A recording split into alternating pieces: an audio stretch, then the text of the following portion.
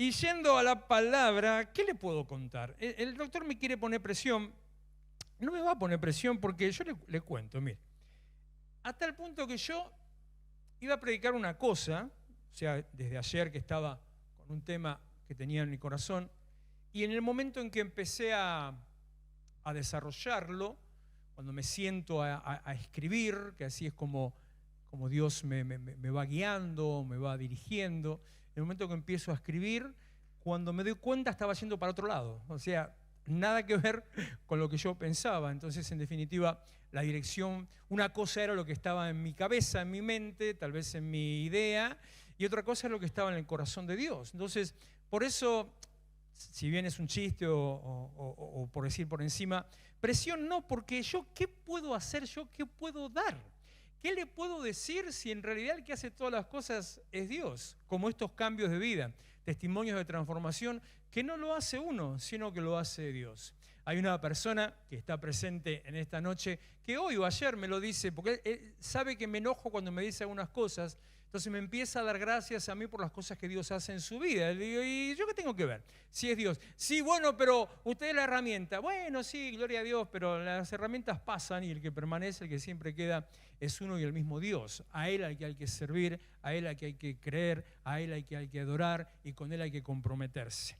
Y después todo lo que tenga que ver con el trabajo, el servicio, como lo que le decía recién. Él es el que hace todas las cosas. Y le quiero hablar de la presbicia. ¿Sabe que la presbicia? Sin embargo, le aseguro que el 50%, si no sabe lo que es, lo padece. La presbicia es una condición de la vista. Si tengo que decir técnicamente, es una enfermedad, pero no es una enfermedad. Más que una enfermedad, es una condición natural del desarrollo natural de la vista. Cuando uno empieza a perder visión. Algo que viene, ¿con qué viene? ¿Con qué? Guillermo diría con el almanaque. Bueno, algo que viene con el correr de los años, mientras va pasando la vida. Yo siempre dije, sigo diciendo y estoy convencido, y muchos hasta me critican por eso, que yo moriré de anciano, pero viejo jamás. Y a veces algunos piensan que cuando yo digo esas cosas estoy en negación, o que me quiero hacer el pibe, o que no me doy cuenta de cómo cambia la vida, cómo avanza la vida, o que me quiero mandar la parte, como esos, ¿vio pasan los 50 y se ponen los chupines ajustados, la colita, pelado pero con colita, el arito que no usaban antes. No pasa por ahí, ni por querer hacerme el pibe ni nada más, sino que cuando yo hablo de viejo nunca, no me refiero al deterioro biológico natural que todos tenemos y todos vamos a pasar, sino que me refiero a una condición mental. Yo creo, así como la miseria o la pobreza, yo creo que la vejez, en este contexto de vejez, que la vejez es una condición mental. Vos podés sentirte viejo sin serlo, y vos podés ser anciano, no viejo, y sin embargo sentirte joven. En ese contexto es donde yo digo, moriré anciano, pero viejo nunca. Sería una tontería, qué sé yo, pretender moverme o tener el mismo rendimiento físico que a los 20 años, porque no sé si usted se dio cuenta, pero no tengo 20 años.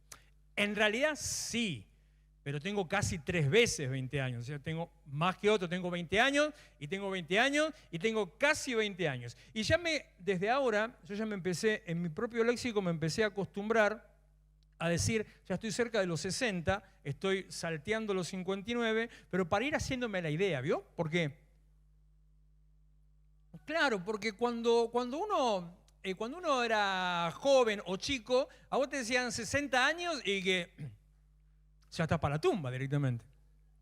Entonces, como estoy ahí pisándole los talones, ya me quiero acostumbrar, entonces lo digo, lo repito, me lo digo ya así, ya casi 60 años. Repito, no pasa por negación, no pasa por hacerme el pibe, sino solamente por una condición mental.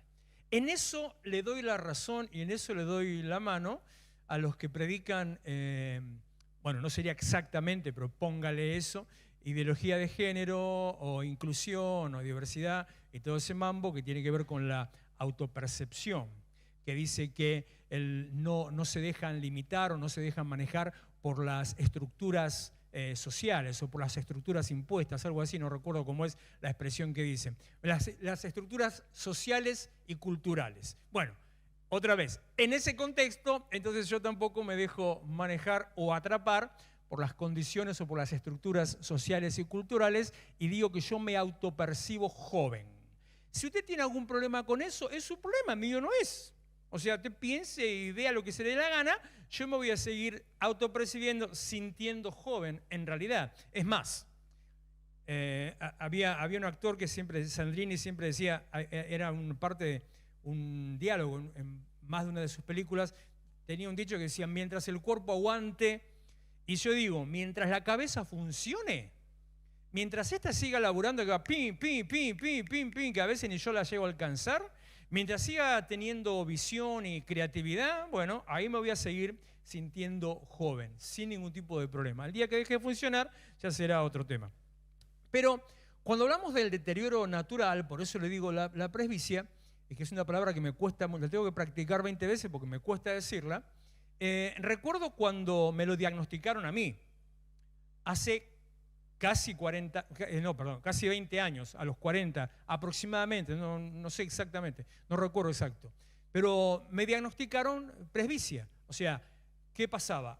Yo de golpe empiezo a notar que me levantaba a la mañana y no veía bien. O sea, cuando me ponía a leer la Biblia, que veía borroso. Y a veces uno dice, bueno, el cansancio, bueno, el estrés, bueno esto, bueno el otro. Bueno, siempre buscamos excusas para cualquier cosa, ¿no? Bueno, pero la cosa era que no.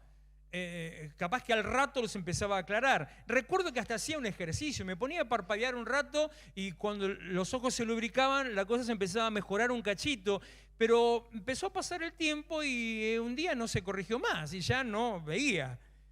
Entonces fui al médico y el oculista, muy suelto de cuerpo, a veces hay algunos médicos a los que hay que matarlos directamente, dice, usted está 10 puntos, no tiene nada, está perfecto. Y digo, pero, no, se está poniendo viejo nada más. Entonces, me hizo la receta, a partir de ahí empecé a usar lentes, nunca más le vi la cara a ese tipo. ¿Qué te pasa? ¿Cómo me va a venir a decir a mí eso? Pero eso es ese deterioro natural. ¿Qué es la presbicia? Presbicia. Me sale decir presbicia. Presbicia. Que, ¿sabe una cosa? En la Biblia aparece la palabra, no presbicia, pero aparece la palabra presbítero. Y tiene la misma raíz. Tiene que ver con lo mismo. Quiere decir lo mismo. O el presbiterio que aparece también en la Biblia. La palabra presbíteros, así con ese final en griego, significa anciano. Entonces, por eso el presbiterio era el grupo de los ancianos. El presbítero en una iglesia era el anciano. El pastor o copastor en una iglesia. Por eso ahí la presbicia es una condición de los ancianos. Entonces, otra vez yo me sigo autopercibiendo joven. ¿En qué se caracteriza? Más o menos, ¿no? Porque puede haber diferencias según las condiciones generales de cada uno, pero se caracteriza porque usted empieza a ver mal cerca y sin embargo de lejos ve perfecto, hasta a distancia, sin ningún tipo de problema, pero lo cercano no empieza a no funcionar. Yo recuerdo que le decía mi explicación, mi síntoma que yo le decía al oculista es, siento que me falla el zoom, le decía yo. De verdad, no se ría. Yo le dije, siento que me falla el zoom, como que está engranado, que no funciona. Y me dice, sí, justamente eso es lo que te está pasando. Por el envejecimiento celular es que el músculo interno que hace que se achique o se cierre la pupila y se corra los ojos, porque sabe que los ojos se mueven, ¿no? Se mueven para atrás y para adelante. Ese músculo, el nervio óptico, empieza a estar un poquito más duro. Entonces ya no tiene la misma flexibilidad a causa de la vejez. Y yo digo, ¿cómo definir entonces la vejez, no? Si es desde una perspectiva solamente biológica, bueno, me quedo con eso. El deterioro natural a causa del envejecimiento o muerte, de las células en general y que puede dar por resultado que, por ejemplo, células no se dejen de reproducirse y algunos órganos empiecen a funcionar mal, como la vista. Que no es de golpe, ¿eh? No nace de golpe a los 40 y tantos como me pasó a mí, sino que les tengo una mala noticia. Y para todos los que se creen acá que son Superman, les tengo una muy buena para mí, mala noticia para ustedes. El envejecimiento del cuerpo empieza aproximadamente a los 25 años. Así que todos los que se creen así, ya son viejos, señores. Bienvenido a este lado del mundo, ¿no?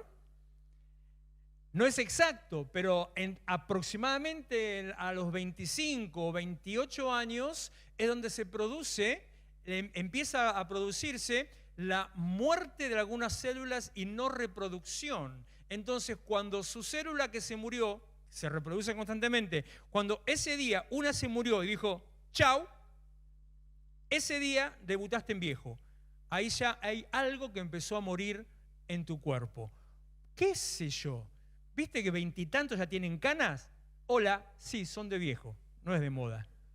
Se te empezó a morir una célula y esa ya no se reprodujo, entonces por lo tanto empezó a salir el pelo blanco. Otras cosas, en definitiva, otras cosas que pueden llegar a pasar.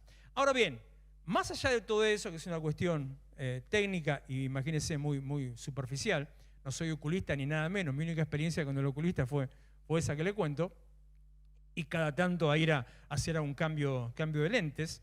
¿Qué pasa cuando eso nosotros lo vemos manifestado en nuestra vida?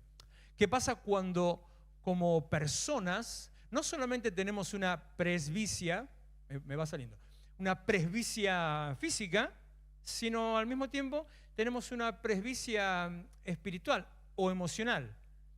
Y los seres humanos tenemos, muchos o todos, tenemos siempre una presbicia emocional o espiritual.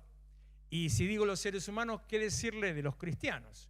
Yo no sé si, no debería ser, pero en realidad me parece que más todavía, cuando usted empieza a tener una relación con el Señor o empieza a conocer a Cristo y a involucrarse en las cosas de Dios, más aumenta este concepto de la presbicia espiritual, que le repito, ve en forma borrosa lo cercano, pero ve en forma muy clara lo lejano. En estas últimas 2 semanas estuvimos hablando, el Señor estuvo guiando, hablando sobre una vida sobrenatural, sobre qué significa, qué es vivir en forma sobrenatural, cuando estamos en otro plano, que Dios a nosotros nos pone en una posición distinta. Recuerdo que decía, no sé si fue la otra semana, hace 2 semanas atrás, que éramos extraterrestres porque nuestra ciudadanía está en los cielos. O la semana pasada hablándole de la capacidad de poder saborear a Dios. O sea, en definitiva, una vida sobrenatural. Bueno, curiosamente se da eso, que muchas veces nosotros no podemos experimentar los beneficios de una vida sobrenatural porque tenemos presbicia. Porque en vez de estar mirando las cosas que Dios hace, en vez de estar viendo lo que Dios ya hizo, o en vez de estar viendo lo que Él cada día nos habla, como la administración de hoy o las palabras de sanidad y liberación de hoy, estamos viendo tal vez lo que nos falta. Porque tal vez tenemos mucha capacidad para, ven, miren lo que me pasa. Si yo me dejo los lentes puestos así, yo allá sé que está Joel parado porque ahí lo veo.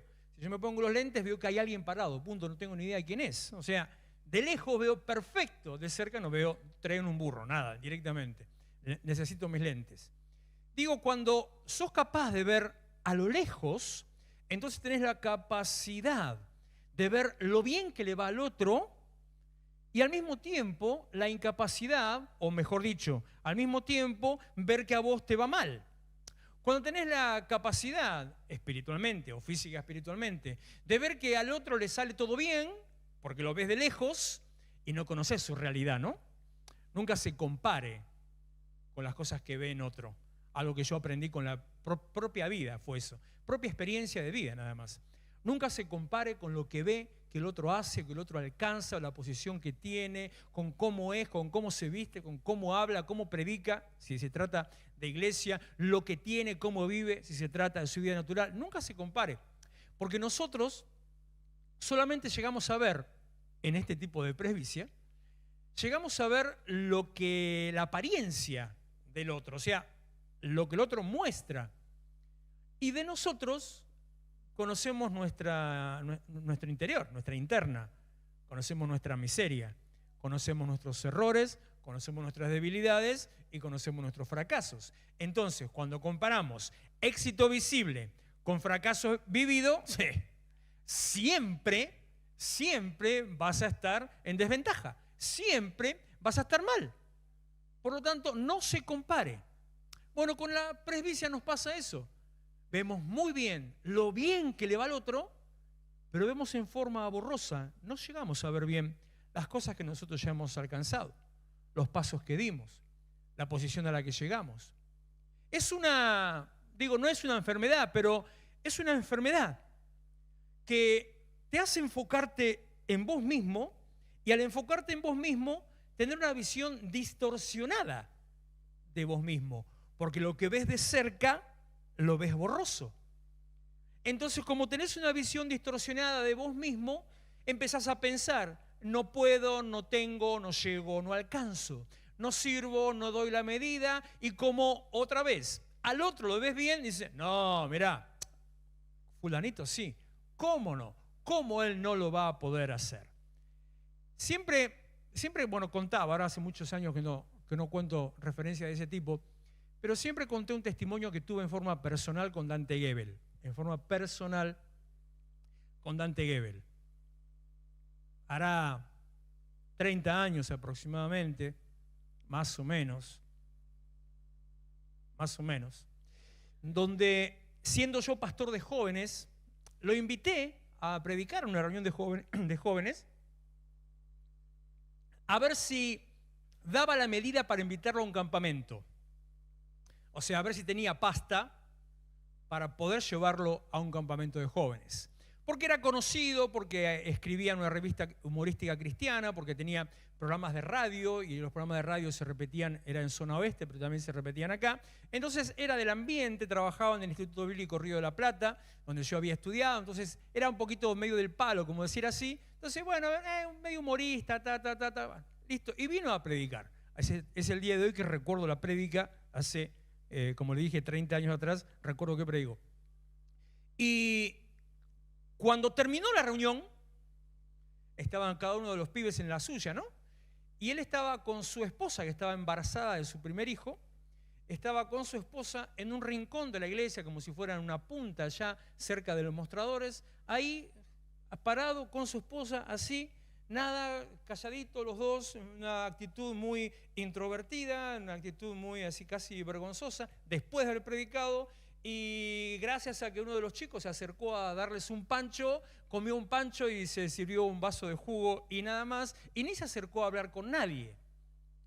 Entonces uno dice, este no da pero para nada. Este es muy bueno, sí, lo que hace a través de un micrófono, la radio, escribiendo, pero mirá, no. ¿Qué podés esperar de un pibe así?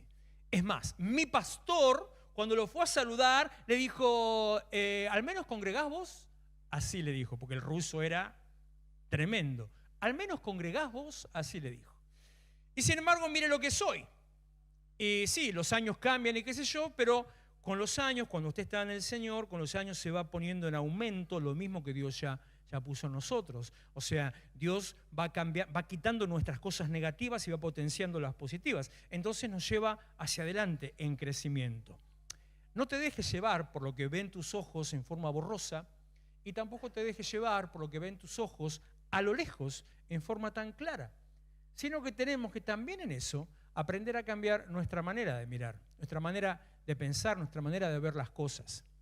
Esta presbicia espiritual, y ahora les voy a hablar de un fulanito que es un ejemplo claro de presbicia, es una condición o es una enfermedad que en definitiva hizo que Gedeón, de que es quien le quiero hablar, y que fue ahí donde el Señor me desvió totalmente para otro lado, iba a hablarle una cosa de Gedeón y salió otra, se convirtiera en el hombre joven con ojos viejos.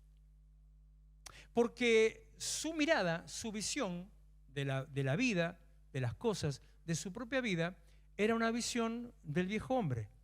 Era como tener los ojos del viejo hombre. Era como tener los ojos no restaurados. Era como seguir mirando las cosas de atrás. Digo, nosotros capaz, nos pasará lo mismo de tener X edad que tengas, sea cual sea que tengas, y X edad que tengas en el Señor, de estar con una visión vieja y de mirar las cosas de Dios, y a partir de mirar las cosas de Dios, también las cosas naturales, mirarlas con unos ojos viejos.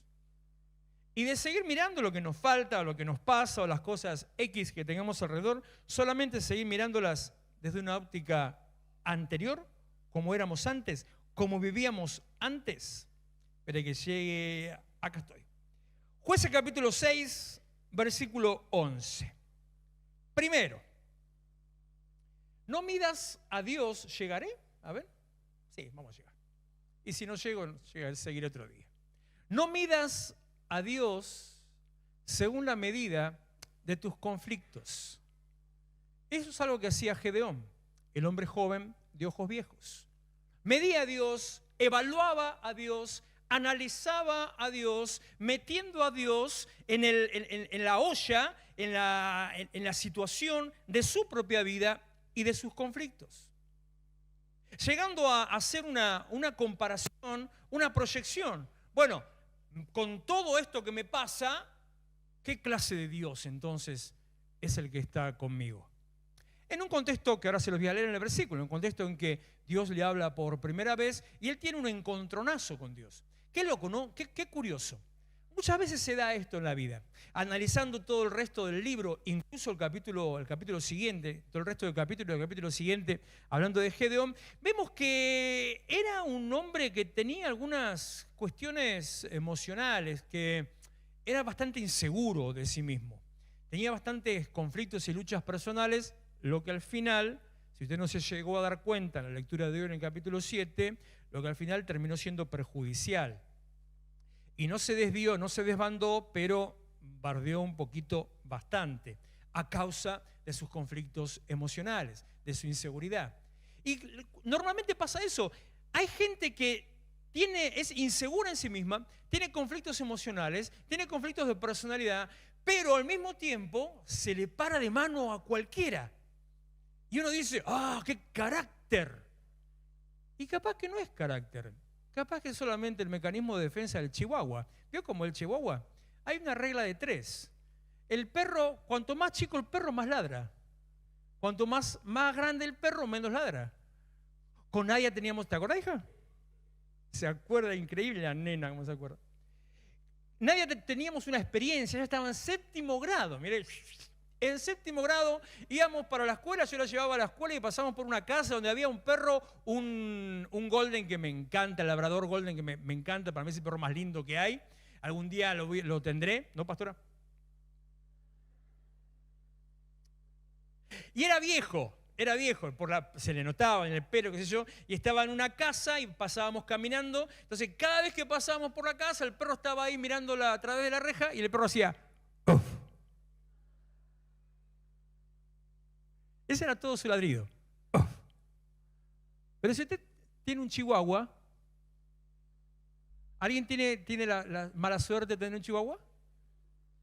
¿Y cómo es? Ah. O el otro, ese que es, no sé qué raza es. ¿Vio ese que es súper feo?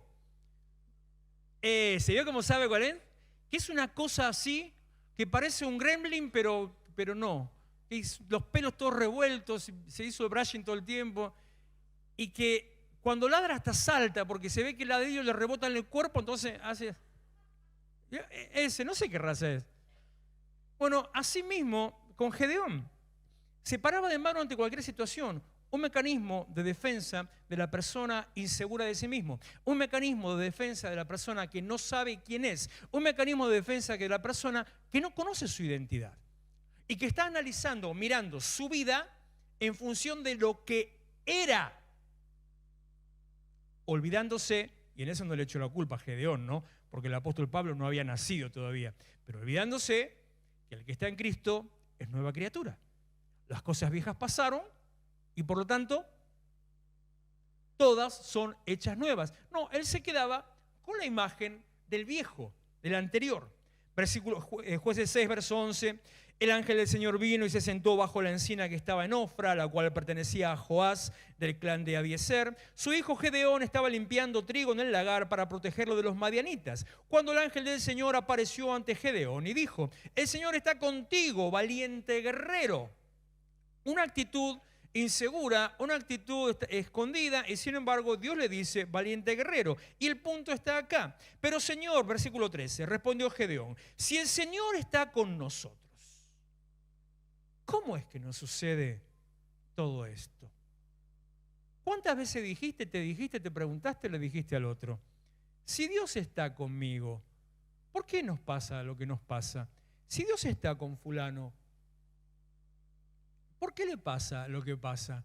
Debe ser que Dios no está. Nos ponemos en Jueces, no en Jueces capítulo 6, sino en Jueces. Decimos: seguramente que está en pecado. Nunca falta el por algo será, que es más o menos como decir algo habrán hecho, ¿no? En la versión cristiana es decir algo habrán hecho. Nos ponemos en Jueces de la condición, nos ponemos a analizar y decir: ¿y por qué? Y no te digo, no me refiero a la otra postura, que es que te hayan dicho alguien que no es creyente, alguien que no conoce al Señor, y que seguro te pasó. A mí me pasó. Que venga a decirte: ¿y dónde está tu Dios? Eso es otra cosa, porque si bien podríamos decir que parte de lo mismo, y que si no sabes bien dónde estás parado, eso entra en tu cabeza, por eso tenés cuidado con lo que escuchás o lo que mirás, esa persona no tiene un entendimiento determinado. Nehemías capítulo 4 cuenta una situación así, cuando vienen ¿y dónde está? ¿Y qué onda? Y al final te das cuenta que no servís para nada. También en Crónicas, cuando es el sitio de Sennacherib, la misma situación. ¿Y dónde está tu Dios? Pero acá está diciendo otra cosa. Cuando vos estás diciendo: si Dios estuviera, ¿por qué me pasa esto? Pero las cosas que pasan no son responsabilidad de Dios. Sí, Él es el rey del mundo y todo lo demás. Pero las cosas que pasan no son responsabilidad de Dios. Nadie decía, ministrando en un momento, que ahora nos toca a nosotros. Es el tiempo nuestro de hacer. Tal vez solamente de dar un paso. Tal vez solamente abrir el corazón. Pero es el momento de hacer. Las cosas que pasan no son responsabilidad de Dios. Las cosas que te pasan, porque ya no hablemos de las cosas que pasan en el mundo, de la inflación, de la inseguridad, de los problemas. No, las cosas que te pasan a vos, el problema en tu casa, en tu matrimonio, con tus hijos, con tu vecino, con tu trabajo. El problema que estás viviendo tampoco es responsabilidad de Dios. Porque, repito, Él está por encima de todo, pero entre el medio de lo que está por encima de todo, estás vos. Y cuando decimos o declaramos 2 Corintios 1:20, todas las promesas del Señor son en Él sí y en Él amén, por medio nuestro, ahí hablamos de promesas, pero en todas las cosas es por medio nuestro. Decía la semana pasada, en todo lo que tiene que ver con las cuestiones del reino de Dios, se requiere nuestra intervención. Porque Dios lo decidió así. Y no es porque estemos predicando el humanismo, ni que estamos por encima de Dios o que somos más grandes. No. Pero en todo lo que tiene que ver con las cuestiones divinas, es necesario que se requiere nuestra intervención. Porque Dios nos puso tal vez como fusibles, activadores, gatillos, disparadores de que las cosas se alcancen. Las cosas que pasan a tu alrededor pasan por, la más fea, consecuencia de tus actos o de los actos de los demás. Si metes el dedo en el enchufe, no le eches la culpa a Dios. Si te fuiste a hacer los claritos y te quemaron el pelo, no le eches la culpa a Dios. Si te comiste una torta de chocolate que te pateó el hígado, no le eches la culpa a Dios. O sea, ¡ay, ¿dónde está Dios? Pará, cachito. Si hiciste una mala inversión, tomaste una mala decisión, hiciste un mal negocio, no le eches la culpa a Dios. ¡Ay, ¿por qué Dios no lo evitó? Y le preguntaste al menos. No le eches la culpa a Dios. Consecuencia de tus actos. Gálatas 6:7. No se dejen engañar, nadie puede burlarse de la justicia de Dios. Siempre se cosecha lo que se siembra. Los que viven solo para satisfacer los deseos de su propia naturaleza, la torta de chocolate, cosecharán de esa naturaleza destrucción y muerte. Pero los que viven para agradar al Espíritu, del Espíritu cosecharán vida eterna. Todo tiene que ver con siembra y cosecha. Las cosas que pasan a tu alrededor pasan por la evolución natural de los eventos provocados. Cortaste el árbol, no tenés sombra, no es culpa de Dios. Desmalezaste todo un lugar, o peor, hace una tala de todo un campo completo y entonces empiezan a inundar. No es culpa de Dios. Aumenta la temperatura en las calles y no hay árboles que den sombra. No es culpa de Dios. Son consecuencias naturales de eventos provocados. No todas las cosas que pasan tampoco son consecuencia tuya, y las cosas que te pasan no son responsabilidad de Dios. Algunas cosas son por ataque espiritual y algunas otras son por rebeldía ante Dios. Proverbios 19:3 dice: la necedad del hombre le hace perder el rumbo y su corazón se irrita contra el Señor. Pero hay otra enseñanza en la vida de Gedeón. Segundo, no juzgues a Dios según el comportamiento humano. No analices a Dios según tu pensamiento. No mires a Dios comportándose como un hombre. No midas a Dios como si fueras vos. Jueces 6:13.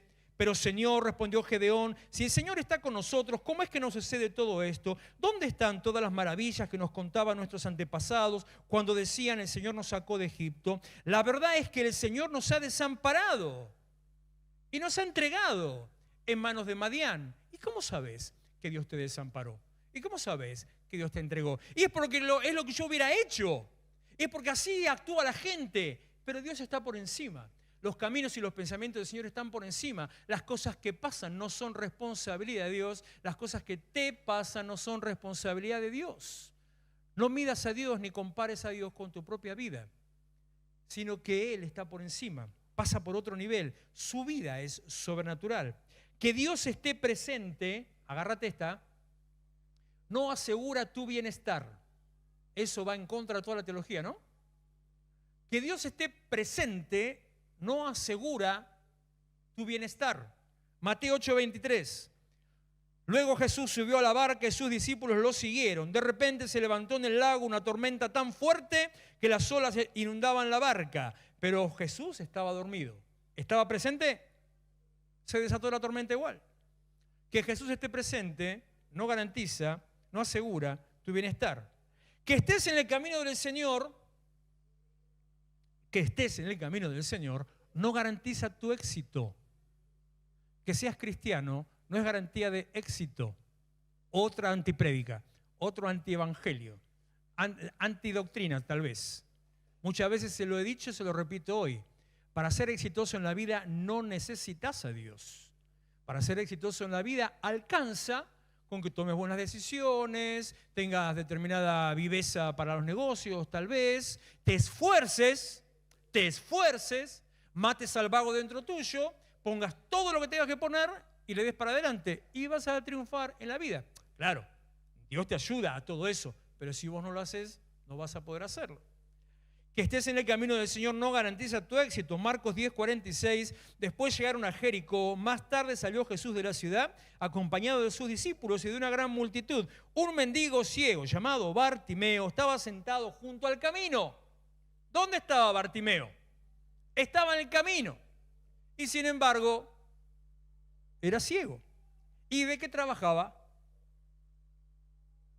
De mendigo.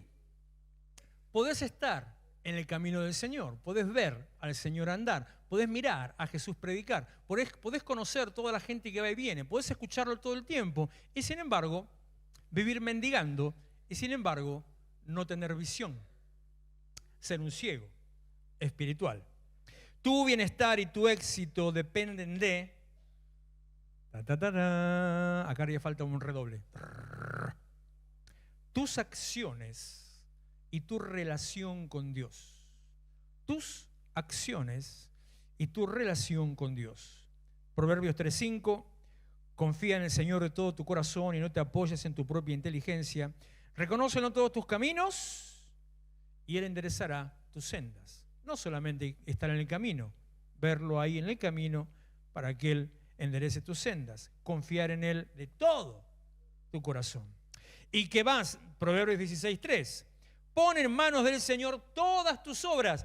Pon en manos del Señor todas tus obras. Por eso te dije antes, ¿le preguntaste al menos para que Él te saque o no de la situación? ¿Le preguntaste antes a ver si tenías que meterte en determinado negocio o en determinada inversión o en determinado camino o relación? ¿Le diste la opción de que te diga no? ¿O por la duda que no te vaya a decir no, ni le preguntaste? A ver si me dice no, ¿qué hago? Y vos querés ahí a toda costa porque tenés presbicia, tenés vista corta y estás mirando las cosas con los ojos de viejo. Pon en manos del Señor todas tus obras y tus proyectos se cumplirán. Tercero, no midas tu potencial en base a tu capacidad, sino en base a tu relación con Dios. Jueces 6:14, el Señor lo encaró y le dijo, ve con la fuerza que tienes, nada más, con lo que tenés, y salvarás a Israel del poder de Madián. Yo soy quien te envía. Yo soy quien te envía. No midas tu potencial en base a tu capacidad, sino en base a tu relación con Dios. No necesitas más de lo que Dios ya te dio para hacer la tarea que Él te manda a hacer. Con lo que Él te dio, dones, gracias, preparación, unción, lo que sea, con lo que Él te dio, o sea, con lo que sos, ya estás listo para hacer lo que Dios te manda a hacer. No necesitas ninguna preparación adicional para servir a Dios. Con lo que Él ya te dio, ya estás listo para hacer lo que Él te manda a hacer. No necesitas recursos adicionales para encarar lo que Dios pone en tu mano.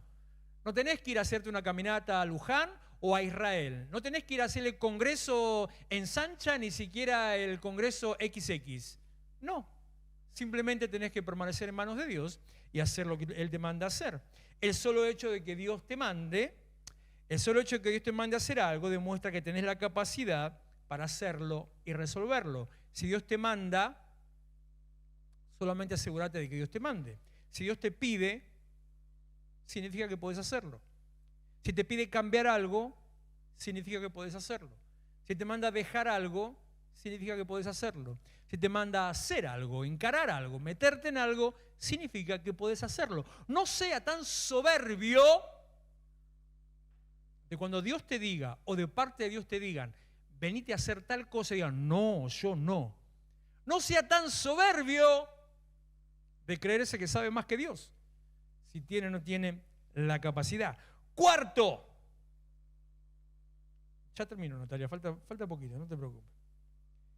No mires tus limitaciones, es con tu fuerza, como decía el versículo recién, anda con estas tus fuerzas. No mires tus limitaciones, es con tu fuerza, pero no por tu fuerza. Es con tu fuerza, pero no por tu fuerza. Es con lo que vos tenés, pero no porque lo tenés. Esta para vos.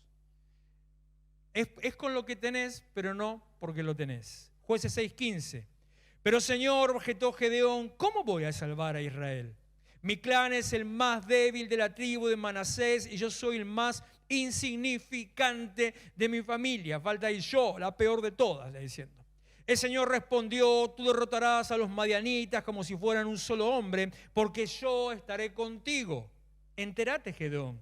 Es con tus fuerzas, pero no por tus fuerzas. Es con tus fuerzas las que Dios te dio, pero porque Dios es el que está con vos.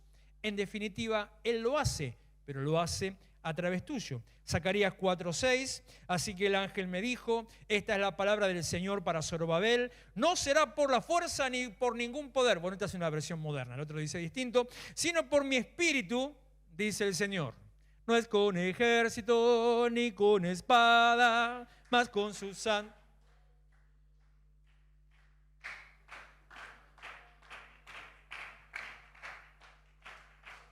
Les pega fuerte el virus a ustedes, ¿eh? Les pega el bicho de la jovatez, ¿eh?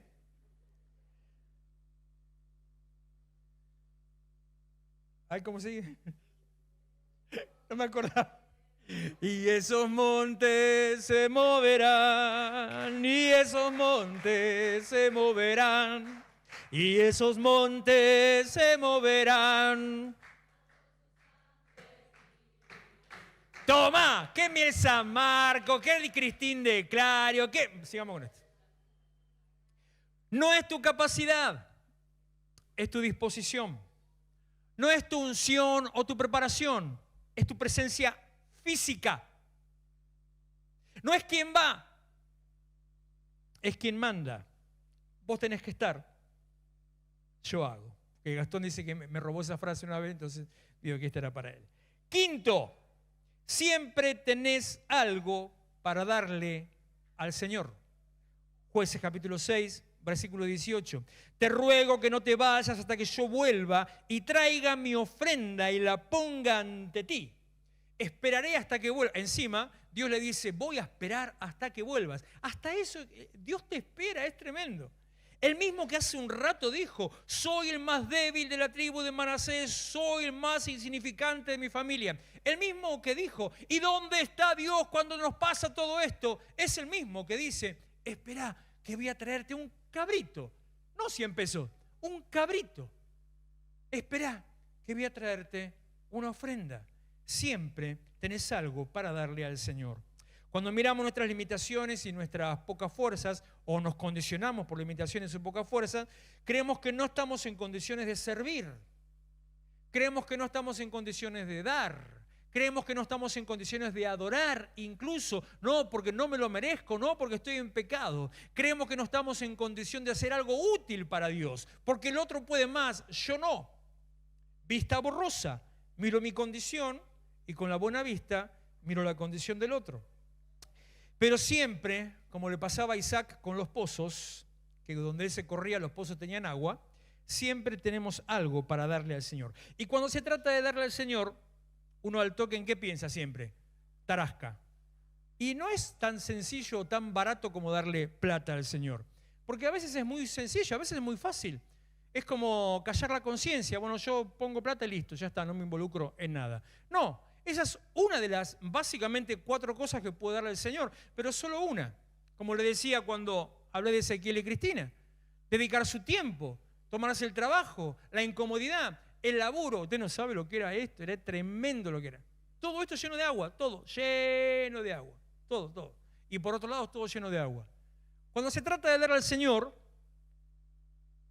se trata de darle tu tiempo, el que estás tan ocupado, como decía Mirta. Se trata de darle tu servicio, en lo que sea, en todo aquello que te venga a la mano, en todo aquello que tengas algo para poder dar, para participar. Se trata de darle adoración. Por sobre todas las cosas, adoración. Cuando estás dispuesto a adorar, Dios abre los cielos y derrama bendición. Y en cuarto lugar, se trata de darle de tus finanzas. Se trata de darle a Él ofrendas, diezmos, siembras. Así que no es solamente una cuestión de plata. Ahora, en cualquiera de los 4 puntos, siempre tenés algo para darle al Señor. Sexto y último, lo que tenés y no ves es mucho más de lo que crees que ves. Lo que tenés y no ves es mucho más de lo que crees que no ves. Jueces 6, verso 27, Gedeón llevó, veo que le dije recién, ¿no? El más pobre, el más rata, mira dónde está Dios, que no tenemos nada, que hay pobrecito de mí, que yo la peor de todas y todo lo demás. Gedeón llevó a 10 de sus siervos. Levante la mano quien tiene por lo menos 10 empleados o sirvientes, por favor. Viejo, pero son tan ratas, ¿son ustedes? Son tan pobres son que no tienen 10 sirvientes. Gedeón llevó a 10 de sus siervos. Presbicia. Una visión distorsionada, borrosa de su propia vida, de su propio potencial, de su propia capacidad. Pero una visión muy buena cuando se trata de ver lo demás y cuando ver lo que le falta, de ver lo que no tiene. Llevó a 10 de sus siervos e hizo lo que el Señor había ordenado. Isaías 54:1. Tú, mujer estéril que nunca has dado a luz, grita de alegría. Tú que nunca tuviste dolores de parto, prorrumpe en canciones y grita con júbilo, porque más hijos que la casada tendrá la desamparada, dice el Señor. Lo que tenés y no ves es mucho más de lo que crees que ves. Romanos 4:17.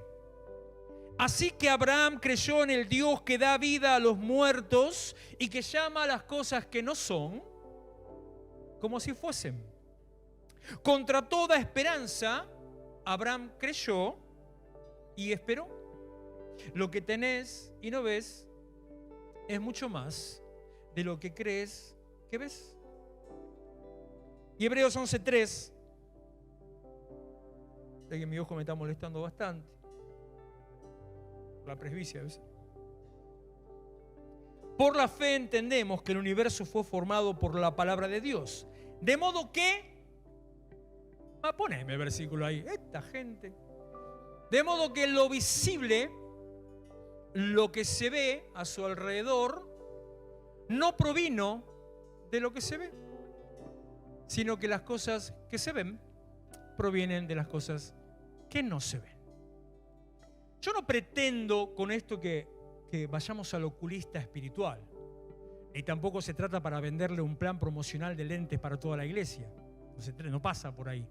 Pero sí pasa porque dejemos de mirar la vida con ojos viejos y empecemos a mirar todo lo que Dios nos dio con los ojos nuevos, con los ojos del nuevo hombre, con los ojos revestidos en Cristo, dejando atrás las cosas del viejo hombre, abandonando aquellas cosas en las que estábamos muertos en delitos y pecados, y empezar a ver, para poder vivir una vida sobrenatural, empezar a ver lo que tenemos, lo que podemos hacer, lo que Dios nos da y el potencial y la capacidad que tenemos en nuestras manos. Póngase en pie, por favor. Así. Che, pero hasta le cuesta ponerse en pie, que tan duro están. Yo que estoy todo achacado, me levanto más rápido. La vejez es. Y mira que cuando me levanto, estoy sentado en el auto, cuando me levanto tengo que acomodar un poco la cintura y las rodillas, tengo que decirle, se activan, modo avión off, empiezan a moverse. Pero en cuanto dice así, a ver, es una cuestión de, no sé si es fe, pero es una cuestión de fe, es una cuestión de determinación, es una cuestión de acción.